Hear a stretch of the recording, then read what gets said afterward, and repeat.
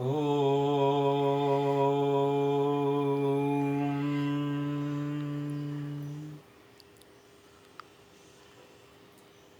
विवस्वते योगं प्रोक्तवानहम् अव्ययम् विवस्वान्मनवे प्राह मनुरिक्ष्वाकवे अब्रवीत्। हे अर्जुन, मैंने यह श्रीमद् भगवद गीता का उपदेश सबसे पहले सूर्य को दिया, विवस्वान को दिया। विवस्वान सूर्य ने अपने पुत्र मनु को दिया। विवस्वान मनु ने, वैवस्वत मनु ने अपने पुत्र इक्ष्वाकु को दिया। ये परंपरा चली, पहले विवस्वते, फिर उसके बाद में मनु, फिर उसके बाद में इक्ष्वाकु। तो पहले हुआ वी, फिर M Manu, V for Vivasvat, M for Manu, और फिर आपके इक्ष्वाकु का हुआ आई, वी एम आई। ये हुआ परंपरा से, पहले ऊपर सूर्य, सूर्य से नीचे मनु, मनु से नीचे इक्ष्वाकु। तो ऊपर से नीचे की तरफ इसका अवतरण हुआ। भगवान का भी अवतार होता है और गीता माता का भी अवतरण हुआ। जैसे गंगा अवतरण होता है, ब्रह्मा जी एक कमंडल से आई, शंकर जी की जटाओं में खो गई, तो वो गंगा अवतरण है। ये है गीता अवतरण, गीता मैया का अवतरण, VMI।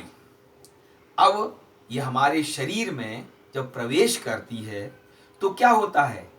पहले जो है बॉडी, बी, उसके बाद में फिर माइंड, मन, उसके बाद में फिर आई, इंटेलेक्ट। मतलब शरीर, मन, बुद्धि या चित्त।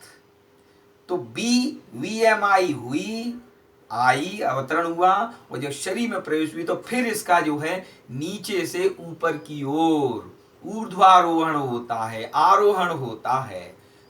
तो VMI एक लहर बनी, VMI, और फिर ऊपर की ओर गई शरीर में, नीचे से मन में, फिर बुद्धि में, आगे ऊपर की ओर इंटेलेक्ट में, तो वो बन गई BMI। तो VMI से फिर बनी लहर VMI से लहर बनी BMI।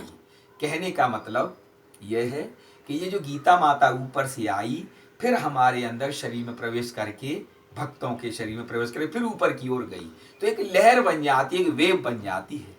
और लहर से तात्पर्य देखिए, जो नदी होती है नहीं, ये पूरी गीता माता क्या है? पूरी गीता माता भी जो है रण नदी है। जैसा कि कहा जाता है कि भीष्म द्रोण तटा जयद्रथ जला गांधार नीलोपला शल्यग्राहवती कृपेण वहनी कर्णेन वेलाकुला अश्वत्थाम विकर्ण घोर मकरा दुर्योधनावर्तिनी सोत्तीर्णा खलो पांडवे रण नदी कैवर्तकः केशवः। भीष्म और द्रोण दो किनारे हैं, बीच में जो जल बह रहा है, भरा हुआ है, वो जयद्रथ रूपी जल है। गांधार रूपी इसके अंदर दिखाई नहीं देने वाले नीले रंग के क्या है? चट्टाने हैं। पता नहीं कब टकराया, कब कुटिल चाल चल जाए। गांधार नीलोपला, उपला, उत्पला नहीं, उपला। और शल्य जो है वो सार्क की तरह, मछली की तरह है। और कृपेण वहनी, कृपाचार्य रूपी वो जो धार बह रही है। और कर्णेन वेलाकुला, उसमें लहरें उठ रही हैं, कर्ण रूपी लहरें उठ रही हैं। और अश्वत्थामा विकर्ण घोर मकर हैं, क्रोकोडाइल हैं, बड़ी भयंकर नदी है। वो दुर्योधनावर्तिनी, और दुर्योधन रूपी उसके अंदर उछाल आ रहा है, तूफान आ रहा है, सुनामी हो रही है।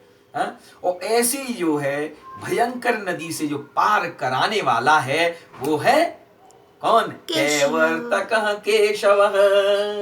वो जो नाविक है, जो बोटमैन है, जो फेरीमैन है, वो है कृष्ण, जो कि पांडवों को ले जा रहा है नदी पार करा करके, सागर पार करा करके। क्योंकि नदी क्या होती है, जैसा कि कहते भी हैं कि ताल मिले नदी के जल में, नदी मिले सागर में, सागर मिले कौन इस जल में, कोई जाने ना। और ताल मिले नदी के जल में, नदी मिले सागर में। तो ये जो सागर है, ये जो नदी है, सागर में मिल गई। तो सागर की बात आ गई तो सागर को थोड़ा सा देख लेते हैं। भगवान श्री कृष्ण गीता माता में क्या कहते हैं? भगवान श्री कृष्ण गीता माता में कहते हैं, अध्याय 7 का 12वां श्लोक है, तेषाम् अहं समुद्धर्ता मृत्यु संसार सागरात्, भवामि न चिरात् पार्थ मय्यावेशित चेतसाम्।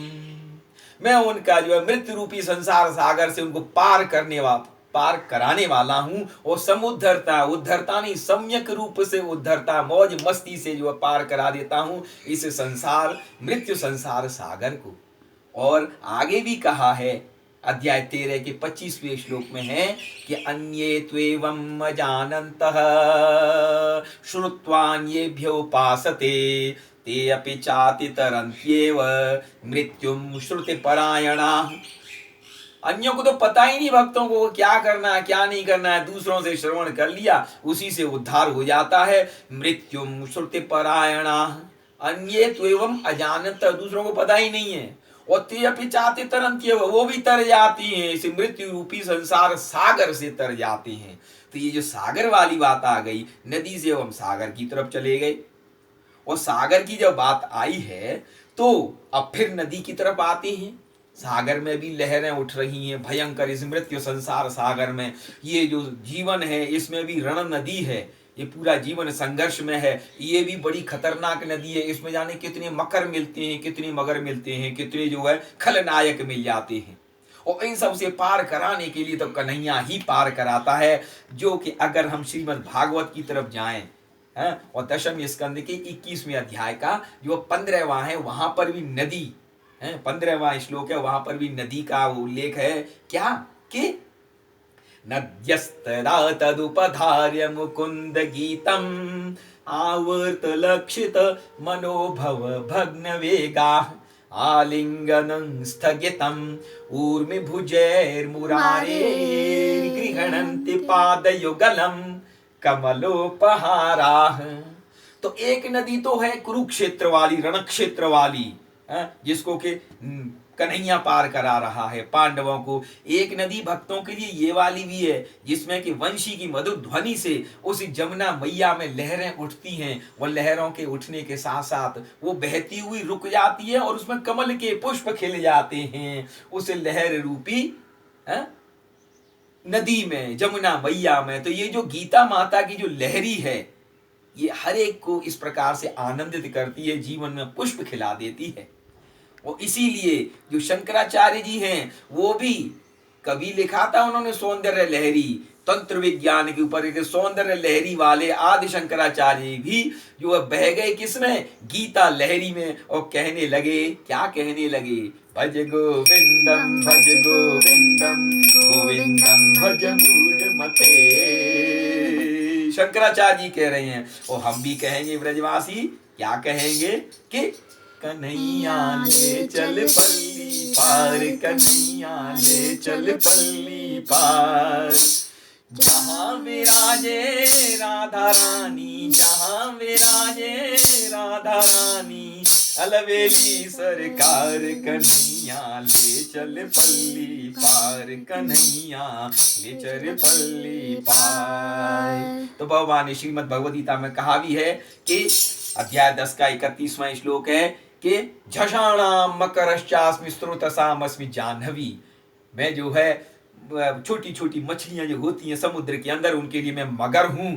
और और पवित्र नदी जो गंगा है, जानवी है, वो भी मैं ही हूँ। तो इस ज्ञान गंगा में स्नान करके, अवगाहन करके, भगवान श्री कृष्ण की शरणागत हो करके और आनंद से रहिए। यही गीता लहरी है जो कि लहरों के ऊपर मौज मस्ती से पार कराती हुई, तैर कराती हुई, औरों को भी तराती हुई और जीवन का जो है सार्थक होना सिद्ध कर देती है। बोलिए श्री वृंदावन बिहारी लाल की जय।